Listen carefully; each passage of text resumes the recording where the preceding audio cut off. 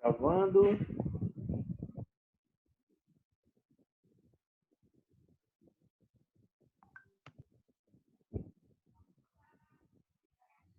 Pronto, eu acho que agora deu certo. Eu consegui gravar e compartilhar ao mesmo tempo. Nós vamos seguir nossa aula, então, só para voltar aqui, estruturação da aula, plano de existência, validade e eficácia. Plano de existência, validade e eficácia. Já ok com vocês, depois se alguém tiver alguma dúvida ainda, nós podemos conversar. Nós falamos a última aula sobre formação dos contratos. Então, nós iniciamos esse estudo de formação dos contratos, eu explicando para vocês qual é a importância disso para o direito civil, né? E aí eu fiz uma relação lá com a biologia, o ser vivo nasce, cresce, reproduz e morre. No direito civil, nós temos outros institutos que também têm o seu regramento quanto ao início, e depois nós estudaremos a extinção dos contratos, que também é importante saber quando ele se extingue. Então, dentro do direito civil, é muito importante termos ou identificarmos o momento do início de algumas coisas. Então, o primeiro início que é regulamentado dentro do Código Civil é o início da vida da pessoa natural, artigo 2 artigo 2º do Código Civil, né? A personalidade jurídica se inicia com o nascimento com vida. Então, nós temos o início da pessoa natural sendo o seu nascimento com vida. E aí, mais à frente, no artigo 45, o Código Civil também retrata, também fala sobre a existência da pessoa jurídica, dizendo começa a existência legal das pessoas jurídicas de direito privado com a inscrição do ato constitutivo no respectivo registro. Então, atenção que, assim como as pessoas naturais possuem uma data, um início, um termo inicial, o direito das pessoas jurídicas também traz um início para como data de sua existência, que é o registro nos órgãos, no órgão competente. E essa ilustração é para que vocês entendam, para que vocês saibam que muitas coisas dentro do direito civil possuem um marco inicial, porque vários outros institutos dependem desse marco inicial. Por exemplo, prescrição e decadência. Eles se valem muitas vezes do início do ato como prazo para encerrar alguma situação. Tudo bem? Então, dentro dos contratos não é diferente. A lei também traz uma data para formação dos contratos. Então, já anotem aí, tomem nota, que formação de contrato tem a ver com surgimento de contrato. Que dia, qual é a data, qual é o termo que eu posso dar para a formação inicial dos contratos. Que dia o contrato surgiu para o mundo jurídico? Esse é o tema formação de contratos. Que dia o contrato surgiu para o mundo jurídico? Atenção, pessoal, isso é muito importante saber qual dia surgiu. Eu fiz um esquema, vocês receberam o meu anexo sobre formação de contratos. Eu fiz um esquema aqui, ó. Se vocês têm uma atenção especial, vou até ampliar esse. Deixa eu ver aqui. Eu vou ampliar esse anexo.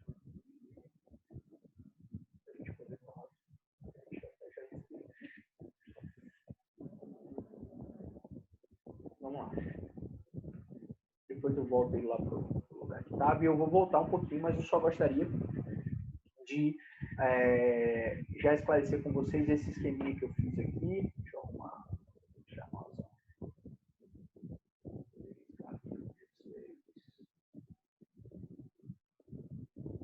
Pronto. Olha só. Apesar de ter um esquema, né, montado de como geralmente surgem os contratos, as negociações preliminares, e atenção que eu vou falar para vocês, negociações preliminares não possuem regramento específico dentro do direito civil. Anotem isso, por favor. O Código Civil não destaca especialmente artigos para regularem negociações preliminares. Ok? Eu tenho, dentro do direito civil, regramento para proposta, regramento para aceitação, mas eu não tenho, dentro do regramento do direito civil, uma legislação ou um regramento específico para tratar sobre negociações preliminares. Então, tenham atenção quando vocês buscarem informações sobre negociações preliminares. Por quê? Porque o Código Civil não destina regramento específico a essa parte. Mas isso não significa que negociações preliminares não existam. Isso não significa que negociações preliminares podem ser feitas de qualquer maneira. Eu encaminhei para vocês, nós debatemos aula passada, o julgado, que fala justamente sobre isso. Então, as negociações preliminares, por exemplo, devem respeitar... Boa.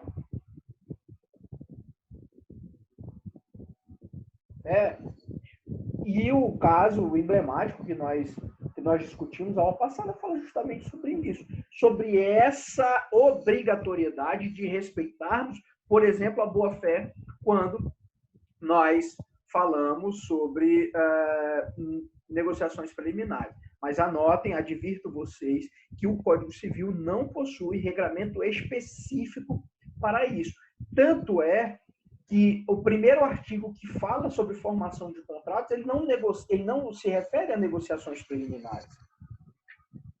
Ele não faz menção a negociações preliminares. Opa, está pegando a camisa, sai do barulho, deixa eu ver mais baixo. Só um pouquinho. Melhorou agora o microfone? Está melhor? Ou está fazendo barulho ainda? O microfone, pessoal. Deixa eu soltar ele aqui, peraí.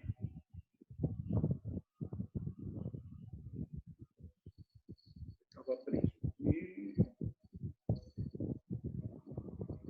Deixa eu trocar aqui, só um pouquinho.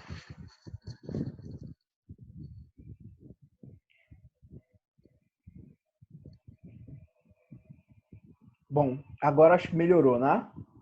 Vamos lá, ver se a gente consegue melhorar aí. Pode ser que não seja o meu. Bem melhor? Então pronto. Então eu vou manter assim. Deixa eu ver só se o... Deixa eu botar todo mundo no mudo aqui. Era o Thomas que estava com o microfone aberto. Mas já botei todo mundo no mudo aí, tá, pessoal? Vamos ver se agora fica bom. Ok? Podemos continuar? Como eu estava falando para vocês, negociações preliminares não possuem regramento próprio, específico dentro do Código Civil. Isso não significa que as negociações preliminares podem ser feitas de qualquer maneira, de qualquer modo. Isso não é verdade. As negociações preliminares devem respeitar as normas gerais. Boa-fé, né? Que deve guardar todas as... Agora deu interferência até no meu aqui, pessoal. Achando algum microfone aí. Benjamin, Regino, Thomas. Pessoal, não abra o microfone, por favor. Deu interferência até no meu. Então, é óbvio, né? Se quiserem fazer perguntas, pode abrir o microfone, não tem problema com isso. Negociações preliminares devem respeitar, por exemplo, boa-fé, nós falamos sobre isso, debatemos isso aula passada, e depois, se alguém tiver alguma dúvida, eu também posso esclarecer aí vocês. Ok? Boa-fé. Nós falamos também sobre propostas, e aí eu vou já separar o PDF aqui para a gente poder trazer junto a nossa...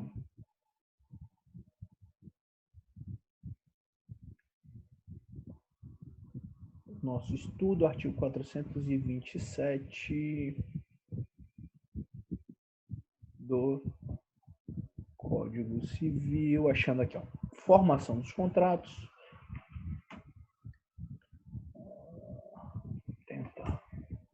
Acho que tem ainda cá. Formação dos contratos.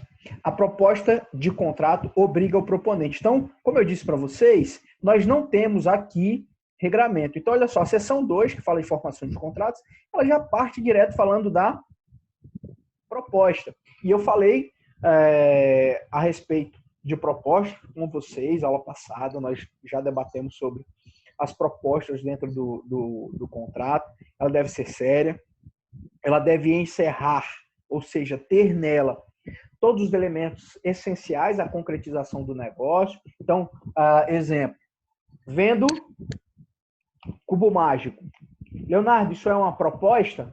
Não, essa não é uma proposta. Por que eu não posso considerar a expressão vendo um cubo mágico uma proposta? Porque, por exemplo, ausente um elemento essencial, que é o preço.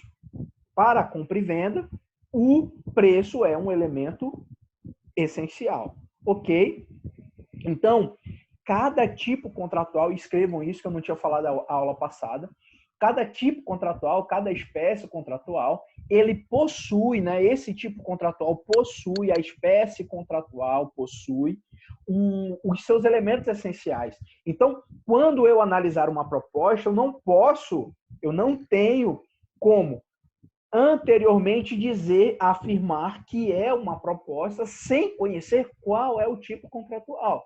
Porque para poder chegar à análise do que é uma proposta, eu tenho que saber qual é o contrato que está sendo proposto, para que eu possa olhar e identificar a presença ou não de todos os elementos necessários ao contrato, tá bom, pessoal? Então, muita atenção com relação a isso também. Então, o que eu tenho, né, de regramento geral? A proposta deve conter os elementos essenciais à concretização do negócio. Isso é uma verdade. Isso é uma verdade. Todos os elementos essenciais à concretização do negócio devem estar presentes. Ok? E aí nós falamos que a proposta é obrigatória, falamos sobre o prazo da proposta, quanto tempo ela vale. Lembra a regra geral, se é feita a pessoa presente, ela tem que ser aceita imediatamente, ou seja, o prazo dela digamos, nós podemos dizer que é instantâneo, ou seja, naquele momento, né? Se feita a pessoa ausente, sem prazo, tem regramento, que é o que está no inciso, que é o regramento que está no inciso 1 do artigo 428, feita sem prazo a pessoa presente, não foi imediatamente aceita. Aí a do inciso 2 é que vai falar sobre o prazo. Se feita sem prazo a pessoa ausente, tiver decorrido o tempo suficiente para chegar à resposta ao conhecimento do proponente. Então, quando a proposta é feita à pessoa ausente, eu não tenho um tempo, eu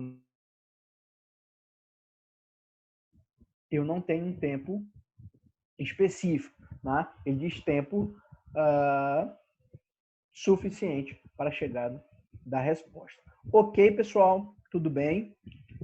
Uma situação importante, eu não lembro se eu falei a aula passada para vocês, mas ou qual disposição, qual era o entendimento do legislador ao falar isso aqui, ó. Também presente, considera-se, né, também presente a pessoa que contrata por telefone ou por meio de comunicação semelhante.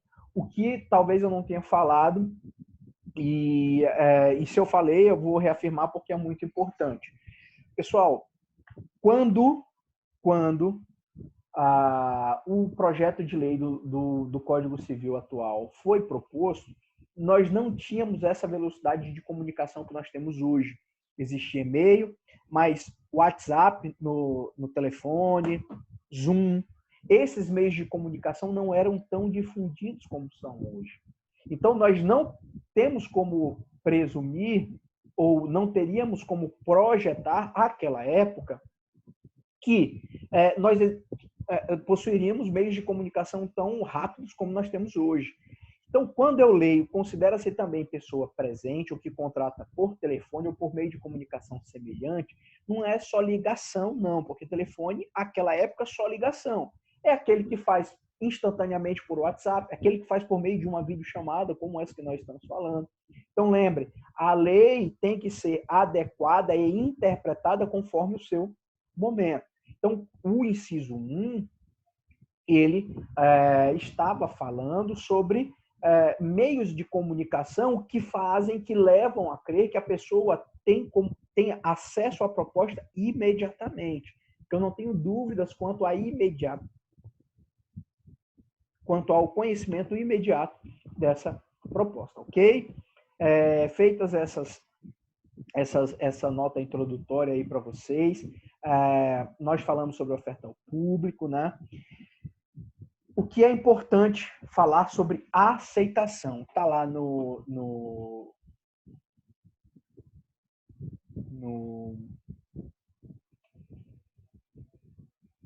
PDF, mas aceitação é isso aqui, ó.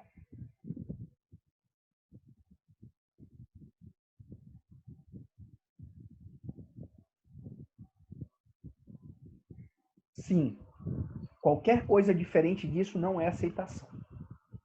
Ok? Eu preciso que vocês aceitem isso. Não é que vocês entendam. Eu preciso que vocês aceitem isso. Ponto. Se vocês não aceitarem isso, vocês não têm condições de entender a aceitação. Aceitação é sim. Ponto. Sem adição, sem modificação, sem nada. Sim. Vendo Google. Olha, vocês viram que eu já resolvi o branco, hein? Aceito. Sim. Ok. Concordo. Bom, se eu colocar uma vírgula, deixa de ser aceitação. Eu não posso caracterizar isso como aceitação. Não posso. Não posso. A aceitação é o sim. Lembrem disso que eu estou falando para vocês. E isso é muito importante. Eu vou criar um caso aqui para que vocês tenham ideia de como isso funciona. Pingo do i, da exclamação, diminuir aqui, ó. Eu vou escrever que é melhor, fica mais fácil. Tá em vermelho. Vou escrever aqui para vocês. Escrever grande, ó. Hoje é dia 24. Vamos imaginar o seguinte. 22/4.